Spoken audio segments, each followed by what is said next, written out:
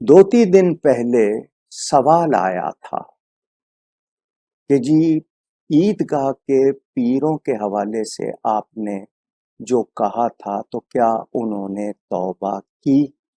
تو میں نے اس پر جو جواب دیا تھا شاید اس کا کلپ کچھ لوگوں کو پسند نہیں آیا۔ آج 2 دن سے میرے ٹیلی فون پر میسیجز کی بھرمار ہے، اور وہ تحریر جس کے جواب میں نے کلپ بنایا تھا وہ تحریر مجھے بھجوائی ہے برطانیہ سے بھی اور دیگر ذرائع سے بھی۔ میں ان سے عیدگاہ کے پیروں سے کوئی ذاتی اختلاف نہیں رکھتا۔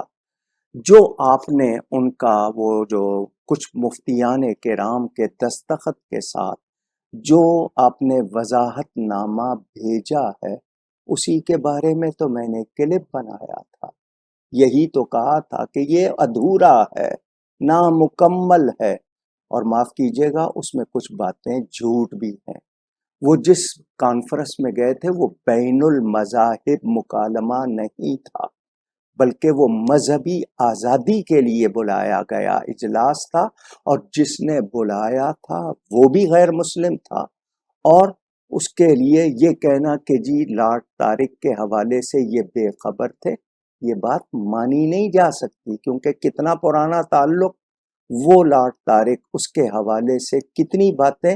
تو اصل مسئلہ یہ ہے کہ عیدگاہ کے پیر صاحبان کو بچانے کے لیے عرض کی تھی کہ 2 باتیں ہیں۔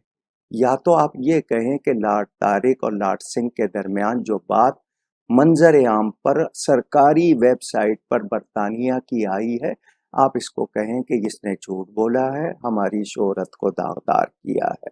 لازمی بات ہے جب آپ یہ کہیں گے تو وہ ہمارے سامنے ہو جائے گا کہ آپ نے ان کی بات کو جھوٹا کہا ہے۔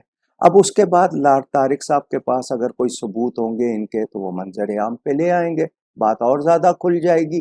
ورنہ یہ کہیں کہ ہم سے غلطی ہوئی، ان سے رابطہ، دعوت قبول کرنا، بھلے آپ اس کانفرنس میں نہیں بیٹھے مگر آپ نے دعوت قبول کی، اور اس کے مطابق جو شرعی احکام ہے آپ کہیں کہ ہم سے غلطی ہو گئی ہے، ہم اللہ کی بارگاہ میں توبہ کرتے ہیں، اور اس لارڈ طارق کو قادیانی کو کافر کہیں، قادیانی اور کافر کہیں۔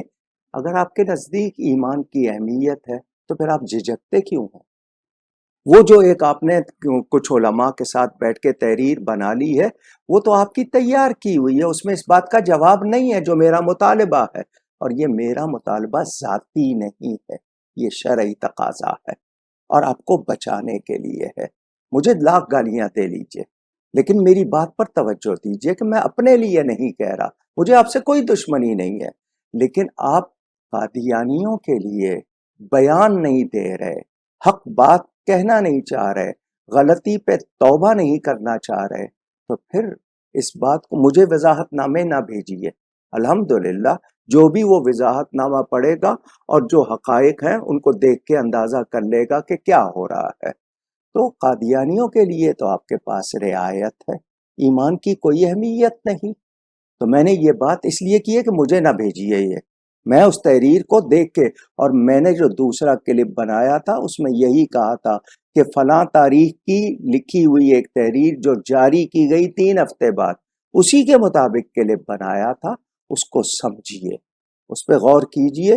میرا کوئی ذاتی مطالبہ نہیں، کوئی ذاتی دشمنی نہیں، یہ ایمان کا مسئلہ ہے۔ نبی کے دشمنوں کے ساتھ آپ رعایت کریں یا ان کی کسی طرح آپ سہولت کاری یا طرفداری کریں یا ان کے لیے نرم گوشہ ہو، تو پھر اپنے ایمان کے بارے میں خود ہی جان لیجئے۔ یہ ایمانی بات تھی، چونکہ اتنی بھرمار کی ہے لوگوں نے، میں نے اس لیے وضاحت یہ کر دی، ورنہ مجھے ضرورت نہیں تھی۔ اور وہ بھی 2 3 دن پہلے سوال آیا تو میں نے جواب دیا، میں تو خود گفتگو نہیں کر رہا تھا۔ تو اب بھی میں کہہ رہا ہوں مجھے وضاحتیں نہ دیجیے، اللہ کی بارگاہ میں اپنے آپ کا صحیح موقف پیش کیجئے۔ مرنا ہے ایک دن، نبی پاک کو منہ دکھانا ہے، اس بات کو پیش نظر رکھیے۔ میں ایمانی بات کر رہا ہوں، کوئی ذاتی جھگڑا مجھے نہیں ہے۔